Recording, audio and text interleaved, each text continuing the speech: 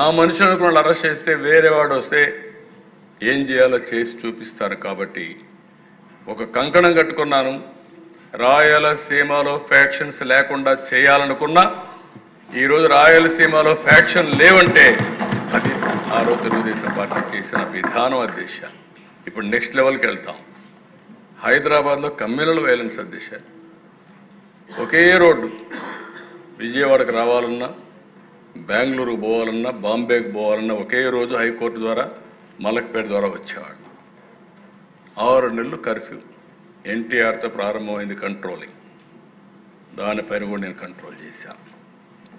కొంతమంది బాధపడ్డారు. నాకు అప్పుడు ఇప్పుడు కూడా జ్ఞాపకం ఉంటుంది. కొంతమంది మనుషులు మర్చిపోలేము.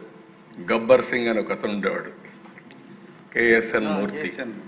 6 అడుగులు ఉండేవాడు, 130, 150 కేజీలు ఉండేవాడు.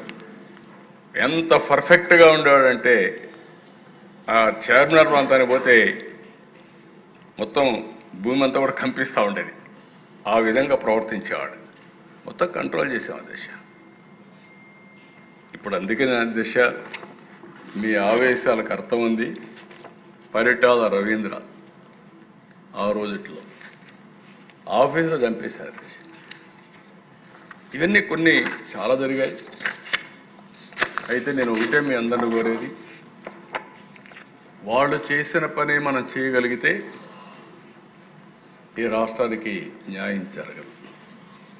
కానీ ఒక్క విషయం గుర్తుపెట్టుకోవాలి, మీరు తప్పు చేసి నేను తప్పించుకుంటానంటే మాత్రం ఈ ప్రభుత్వంలో ఎట్టి పరిస్థితుల్లో కుదరదు. తప్పు చేసిన వాడిని చట్ట ప్రకారం ఎట్టి పరిస్థితుల్లో పనిష్ చేసే బాధ్యత నేను తీసుకుంటానని చెప్పి కూడా నేను మీకు తెలియజేస్తున్నా, హామీ ఇస్తున్నా. No second thought. ఇప్పుడు కొత్త సమస్యలు కూడా వచ్చాయి. నేను బ్రీఫ్గా ఈ ప్రభుత్వం యొక్క విధానం చెప్తాను, మీకు అందరికీ ఒక ఐడియా వస్తుంది. ఎందుకంటే రాష్ట్రంలో కూడా పార్టీ ప్రజాస్వామ్యంలో ముఖ్యంగా ప్రజాస్వామ్యాన్ని కాపాడుకోవాలంటే పార్టీలు ఉండాలి. పార్టీల్లో కార్యకర్తలు ప్రధానమైన పాత్ర పోషిస్తారు. అలాంటి కార్యకర్తలు కూడా ఆవేశంలో ఉండి వాళ్ళకు కూడా అన్యాయం జరిగినప్పుడు వాళ్ళలో కూడా కోపం ఉంది. కానీ అందరికీ అప్పీల్ చేస్తున్నా, ప్రజలకు కూడా అప్పీల్ చేస్తున్నా, ఈ ప్రభుత్వం ఒక పద్ధతి ప్రకారం పనిచేస్తుంది. లా అండ్ ఆర్డరే కాకుండా ఎక్కడ తప్పు చేస్తే మీరు కూడా చెప్పండి. అవసరమైతే ఇంకా చట్టానికి పదును పెట్టాలంటే పదును పెడదాం. ప్రజాస్వామ్యతంగా యాక్ట్ చేద్దాం. శాశ్వతంగా ఈ రాష్ట్రంలో ఇలాంటి నేర ప్రవృత్తి ఉండే వ్యక్తుల్ని పూర్తిగా కట్టడి చేసే బాధ్యత మనందరం కూడా తీసుకొని, మళ్ళీ నేను మొన్న కూడా చెప్పాను, స్వర్ణాంధ్రప్రదేశ్ విజన్ 2047 నేను వేసే ఫౌండేషన్ మీరు ఒకటే గుర్తుపెట్టుకోవాలి. 47కి భారతదేశం ప్రపంచంలో నెంబర్ 1గా ఉంటుంది. నెంబర్ 2 అయితే ఈజీగా అవుతాం, నెంబర్ 1 అవుతాం. ఆ సందర్భంలో నెంబర్ 1 రాష్ట్రంగా ఆంధ్రప్రదేశ్ ఉండాలని, ప్రపంచంలోనే తెలుగు జాతి నెంబర్ 1గా ఉండాలనేది ఈ ప్రభుత్వం యొక్క సంకల్పం. ఇక్కడ మీరు చూసినప్పుడు దేశ 5 సంవత్సరాలు నేను చెప్పాను. ఇప్పుడు క్రైమ్ గురించి ఓవర్వ్యూ ఒకటి, 2 ఉమెన్ సేఫ్టీ, 3 డ్రగ్ కూడా. కడాన దిశ ఒకసారి చాలా బాధేస్తుంది.